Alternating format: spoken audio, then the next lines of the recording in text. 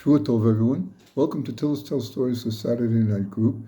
In the Torah reading on Shabbat, we learned that each species came to Noah's Ark in pairs.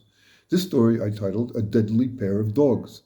I adapted this story from, I don't recall, and I can't find my written records. Sorry about that. A Jew in a Soviet prison camp in the mid-1900s went to fellow inmate Mendel Futerfas one winter day and asked him for a blessing. "Tomorrow night," he said, "I'm planning on escaping from here, and I want a blessing from you for success." Rabbi Mendel Futerfas was a near-legendary Lubavitcher chassid, even for those who knew him personally. In 1947, he was arrested for administrating networks of underground yeshivas and Jewish schools, and for facilitating the repatriation of thousands of Soviet Jews to Poland after World War II. He was sentenced to 8 years in Soviet prisons and labor camps, which he went through without compromising any religious observances, despite the cruel pressure to do so. After another 6 years in Siberian exile, he was allowed to emigrate to England, thanks to an appeal for family repatriation made by then Prime Minister Harold Wilson during a summit meeting in Moscow with Chairman Nikita Khrushchev. In 1973, he settled in Kfar Chabad, Israel, where for 20 years he was a major influence on 3 generations of Hasidim. He passed away on the 4th of the Jewish month of Tammuz in 1995, exactly 1 year and 1 day after his revered, beloved Rebbe. Rabbi Mendel was shocked by his fellow prisoner's request. "It's a clear risk of life to try and leave this place," he told them, "and well against the odds.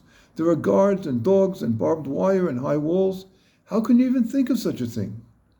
The man explained that for a long time he had been diligently knocking small holes into one of the outer walls in a large circle. "It's at the point now," he explained, "where I just have to push into the center and the entire hole will cave in." More recently, he had observed and discovered that every night at a certain time there was a window of opportunity for 30 minutes when the guards are changing their positions. The next night, Rabbi Mendel watched as this man waited for his half-hour window. When the moment arrived, he went to the wall and pushed into the circle, and just as he had said, a large round hole appeared and he crawled through. As soon as he emerged on the other side, he started running. Rabbi Mendel watched incredulously as 2 huge dogs appeared out of nowhere and began to chase the speeding Jew. When they almost caught up to him, he saw the Jew reach into his pocket, pull out 2 huge pieces of meat, and throw them behind him. The dogs stopped in their tracks and began tearing apart their surprise meal.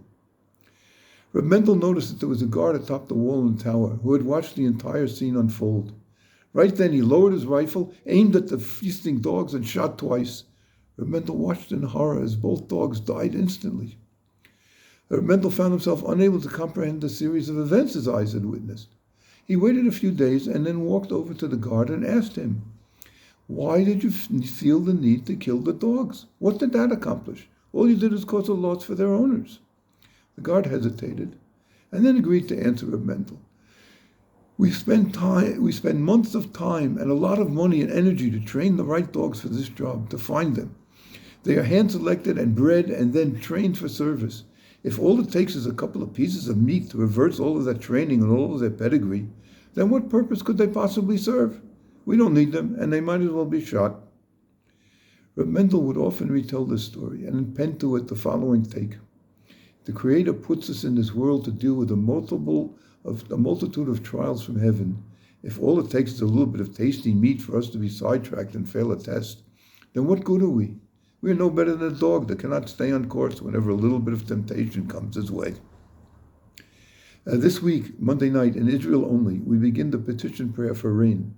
May the One above grant us a fruitful, fertile, inspirational, rainy season.